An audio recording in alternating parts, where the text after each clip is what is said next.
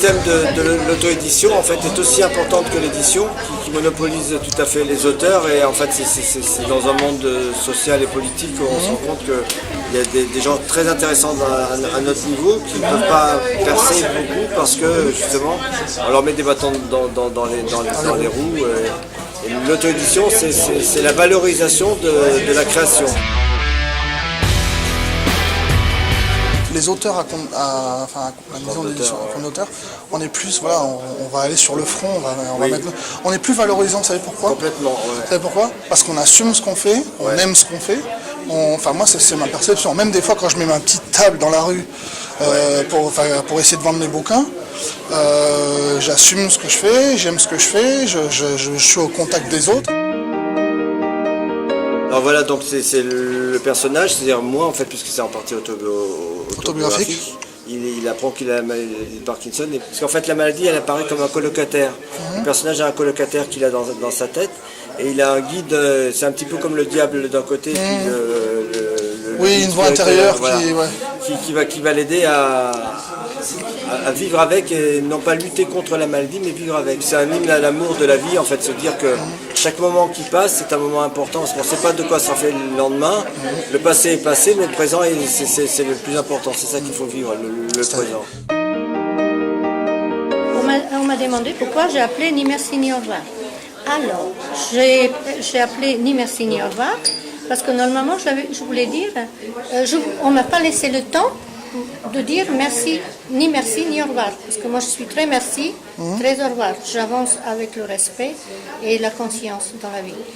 Et donc on ne m'a pas laissé le temps. Là il y a des photos. Ah oui. Là c'est la photo. Comment j'étais arrivée en 6 ans, ce qu'ils ont fait de moi. Et me voilà maintenant. Ah ouais, vous êtes mieux, hein, mais... Et là j'explique ce qu'ils ont fait de moi. Ouais. Comment ils ont fait, tout ce qu'ils ont fait. C'est impressionnant. Et j'ai pas porté la plainte. Est-ce que vous leur avez amené le livre là-bas? Pas au siège. Mais vous l'avez donné à quelques personnes, histoire que ça fasse... Il y a une directrice qui est en train de lire. Vous aviez des anciens collègues qui sont encore là-bas? Oui. Vous devriez quand même de temps en temps, en tant que cliente, donc machin, Oui. et puis vous parlez un peu avec eux. Tiens, prends ce livre, regarde bien les photos et tout. Comme ça, après, entre eux, ils vont parler, et voilà quoi. Oui, ils ont déjà parlé de ça. J'ai dit, les filles, je sais que la vérité, ça blesse, ça gêne. Moi, je vous ai pardonné, mais maintenant, je me suis retournée, que Dieu vous pardonne, et je suis partie. Et il y a une responsable qui a acheté ce livre et qui l'a fait tourner. Elle a dit, ça s'est passé exactement comme ça. Donc, vous voyez, les gens qui m'ont fait mal, ils n'ont pas accepté qu'ils m'ont fait mal. Le truc, en même temps, je vais vous dire un truc, c'est qu'ils sont mouillés jusqu'au cou. Donc c'est comme si vous leur ramenez les cadavres qu'ils ont essayé de planquer.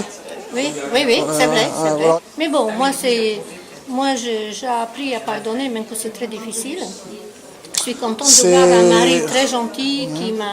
Voilà, je parle de lui et tout ça. Ouais, qui vous a soutenu. Voilà, parce que j'ai eu tension 27. Grâce à Dieu, je suis vivante. Ulcère à la jambe et dépression.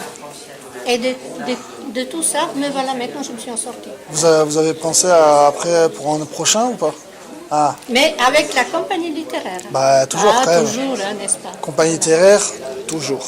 Toujours. Là, on est...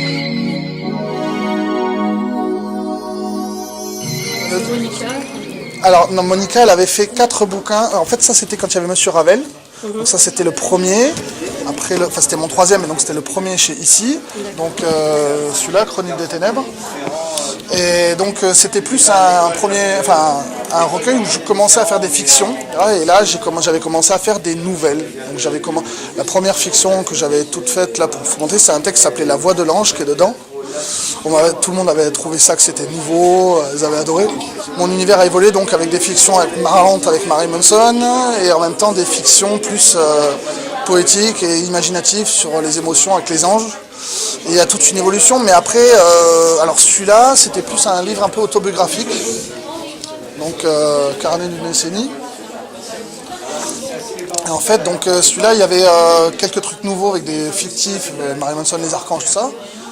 Et des textes autobio, mais j'avais fait le premier livre qui n'existait plus, parce que la maison d'édition avait fait faillite. En fait, j'avais remis donc certains textes autobio dans cet ouvrage. Celui-là, c'est un peu le chute, non? Alors celui-là, il y a eu Archimandrite Ténébreux qui était donc des trucs fictifs où il y avait justement donc la marque un peu plus de ma signature de chronique. Et puis voilà. Et après donc avec Monica, j'ai fait donc un livre en anglais qui s'appelle Faith. Après j'ai fait Résurrection déclinée pour lequel d'ailleurs j'étais venu à la précédente soirée littéraire ici. Et après j'en ai fait un qui s'appelle Le Hollandais volant qui était donc le précédent avant celui-là et celui-là. Et là je vais essayer d'en sortir à nouveau en anglais. Donc avec des nouveautés et de ça, d'ici avril 2018, et bien sûr mon nouveau prochain livre en français, que je prépare, que j'ai commencé à écrire, enfin, intitulé Gazelle, G-A-Z-H-E-2-L, parce qu'en même temps, Gazelle, voilà. Gazelle, la vénalité, Gazelle, fausse, ton âme est à moi. Voilà. Le monde gothique, tout ça. Ah oui, c'est présent parce que ça fait partie de ma vie, et si vous voulez, le truc c'est que c'était le gothisme en fait. J'ai essayé pendant 20 ans comme un abruti de vouloir suivre la norme, alors que j'avais pas envie, mais bon bref, pour pas être tapé un peu plus, ça n'a pas empêché qu'il m'envoie à l'asile à 16 ans, et bon après, le chaos n'a cessé que de croître. Et au final, je préfère reprendre ma personnalité à moi. Et c'est Marilyn Manson qui m'a un peu sauvé, on va dire, en redevenant un peu dans mon univers et tout, et plus suivre ces bourrins d'acteurs 20 millions. Comment ? Anne Rice ? Ah, j'adore l'écriture de cette femme. Et en fait, mais elle est forte parce qu'elle arrive à décrire le temps magnifiquement.